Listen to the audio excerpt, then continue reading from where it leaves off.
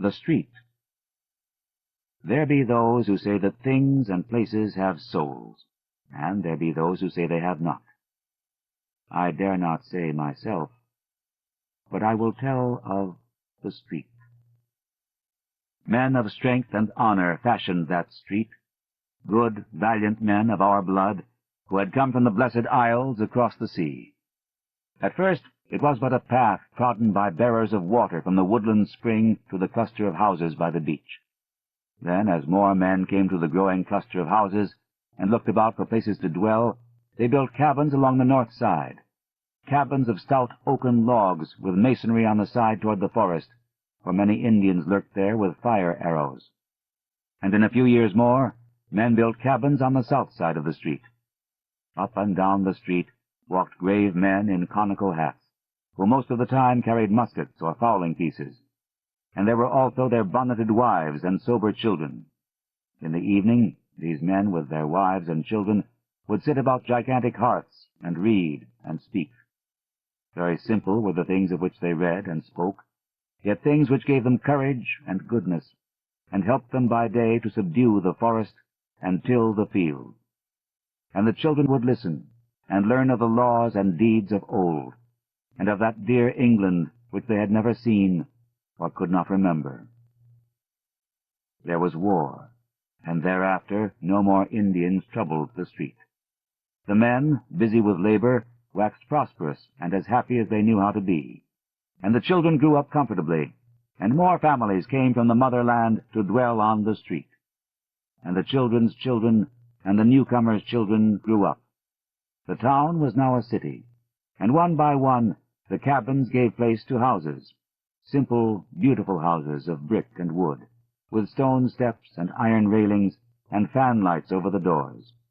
No flimsy creations were these houses, for they were made to serve many a generation. Within there were carven mantels and graceful stairs, and sensible, pleasing furniture, china and silver, brought from the motherland.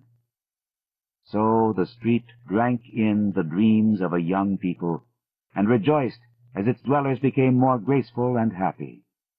Where once had been only strength and honor, taste and learning now abode as well. Books and paintings and music came to the houses, and the young men went to the university which rose above the plain to the north. In the place of conical hats and muskets, there were three-cornered hats and small swords, and lace and snowy periwigs, and there were cobblestones over which clattered many a blooded horse and rumbled many a gilded coach, and brick sidewalks with horse blocks and hitching posts. There were in that street many trees, elms and oaks and maples of dignity, so that in the summer the scene was all soft verdure and twittering bird song.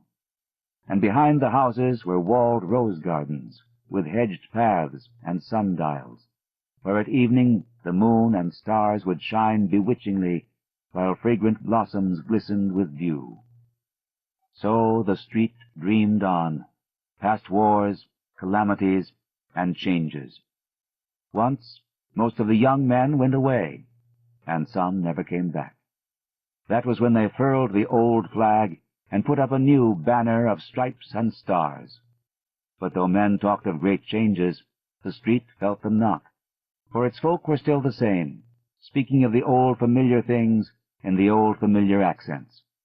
And the trees still sheltered singing birds, and at evening the moon and stars looked down upon dewy blossoms in the walled rose gardens. In time there were no more swords, three-cornered hats, or periwigs in the street. How strange seemed the denizens with their walking sticks, tall beavers, and cropped heads. New sounds came from the distance. First, strange puffings and shrieks from the river a mile away, and then, many years later, strange puffings and shrieks and rumblings from other directions. The air was not quite so pure as before, but the spirit of the place had not changed. The blood and soul of the people were as the blood and soul of their ancestors who had fashioned the street. Nor did the spirit change when they tore open the earth to lay down strange pipes, or when they set up tall posts bearing weird wires. There was so much ancient lore in that street that the past could not easily be forgotten. Then came days of evil, when many who had known the street of old knew it no more, and many knew it who had not known it before. And those who came were never as those who went away, for their accents were coarse and strident, and their mien and faces unpleasing. Their thoughts, too, fought with the wise, just spirit of the street, so that the street pined silently as its houses fell into decay, and its trees died one by one, and its rose gardens grew rank with weeds and waste. But it felt a stir of pride one day, when again marched forth young men, some of whom never came back. These young men were clad in blue. With the years, worse fortune came to the street. Its trees were all gone now, and its rose gardens were displaced by the backs of cheap, ugly new buildings on parallel streets. Yet the houses remained, despite the ravages of the years and the storms and worms, for they had been made to serve many a generation. New kinds of faces appeared in the street, swarthy, sinister faces with furtive eyes and odd features, whose owners spoke unfamiliar words, and placed signs in known and unknown characters upon most of the musty houses. Push carts crowded the gutters. A sordid, undefinable stench settled over the place, and the ancient spirit slept. Great excitement once came to the street. War and revolution were raging across the seas. A dynasty had collapsed, and its degenerate subjects were flocking with dubious intent to the western land. Many of these took lodgings in the battered houses that had once known the songs of birds and the scent of roses. Then the western land itself awoke, and joined the motherland in her titanic struggle for civilization. Over the cities once more floated the old flag, companioned by the new flag, and by a plainer, yet glorious tricolor. But not many flags floated over the street, for therein brooded only fear and hatred and ignorance. Again young men went forth, but not quite as did the young men of those other days. Something was lacking, and the sons of those young men of other days, who did indeed go forth in olive drab with the true spirit of their ancestors, went from distant places, and knew not the street and its ancient spirit. Over the seas there was a great victory, and in triumph most of the young men returned. Those who had lacked something lacked it no longer, yet did fear and hatred and ignorance still brood over the street. For many had stayed behind, and many strangers had come from distant places to the ancient houses, and the young men who had returned dwelt there no longer. Swarthy and sinister were most of the strangers, yet among them one might find a few faces like those who fashioned the street and molded its spirit. Like and yet unlike, for there was in the eyes of all a weird, unhealthy glitter as of greed, ambition, vindictiveness, or misguided zeal. Unrest and treason were abroad amongst an evil few who plotted to strike the western land its death blow, that they might mount to power over its ruins, even as assassins had mounted in that unhappy frozen land from whence most of them had come. And the heart of that plotting was in the street, whose crumbling houses teemed with alien makers of discord, and echoed with the plans and speeches of those who yearned for the appointed day of blood, flame, and crime. Of the various odd assemblages in the street, the law said much, but could prove little. With great diligence did men of hidden badges linger and listen about such places as Petrovich's Bakery, the squalid Rifkin School of Modern Economics, the Circle Social Club, and the Liberty Cafe. There congregated sinister men in great numbers, yet always was their speech guarded or in a foreign tongue. And still the old houses stood, with their forgotten lore of nobler departed centuries, of sturdy colonial tenants and dewy rose gardens in the moonlight. Sometimes a lone poet or traveler would come to view them, and would try to picture them in their vanished glory. Yet of such travelers and poets there were not many. The rumor now spread widely that these houses contained the leaders of a vast band of terrorists who, on a designated day, were to launch an orgy of slaughter for the extermination of America and of all the fine old traditions which the street had loved. Handbills and papers fluttered about filthy gutters, handbills and papers printed in many tongues and in many characters, yet all bearing messages of crime and rebellion. In these writings the people were urged to tear down the laws and virtues that our fathers had exalted, to stamp out the soul of the old America, the soul that was bequeathed through 1,500 years of Anglo-Saxon freedom, justice, and moderation.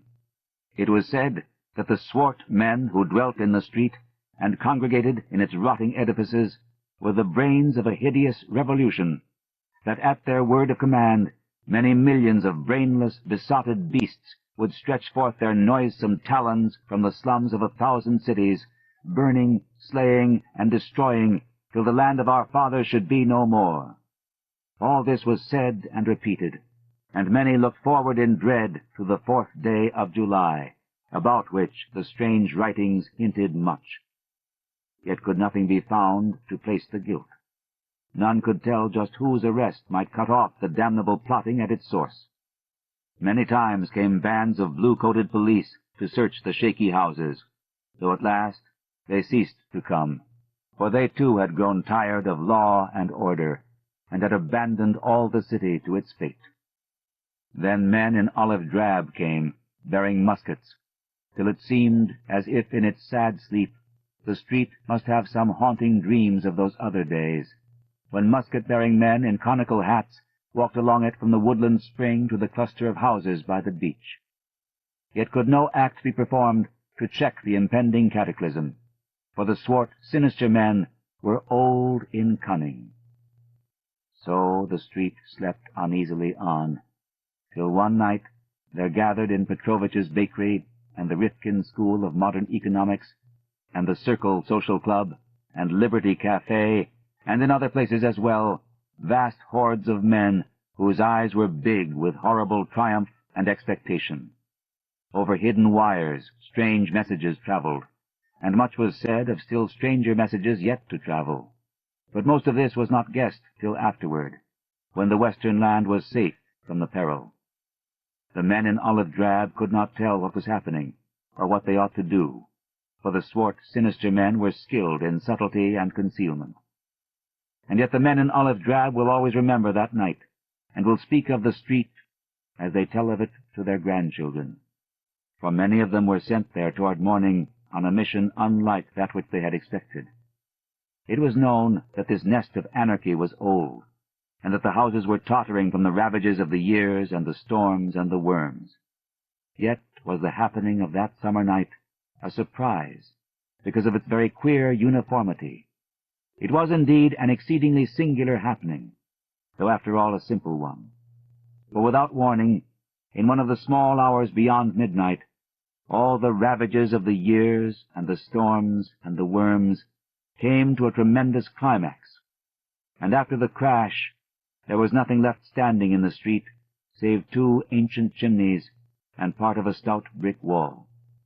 Nor did anything that had been alive come alive from the ruins. A poet and a traveler who came with the mighty crowd that sought the scene tell odd stories. The poet says that all through the hours before dawn he beheld sordid ruins but indistinctly in the glare of the arc lights, that there loomed above the wreckage another picture wherein he could descry moonlight and fair houses and elms and oaks and maples of dignity. And the traveler declares that instead of the place's wonted stench, there lingered a delicate fragrance as of roses in full bloom. But are not the dreams of poets and the tales of travelers notoriously false? There be those who say that things and places have souls, and there be those who say they have not. I dare not say myself, but I have told you of the street.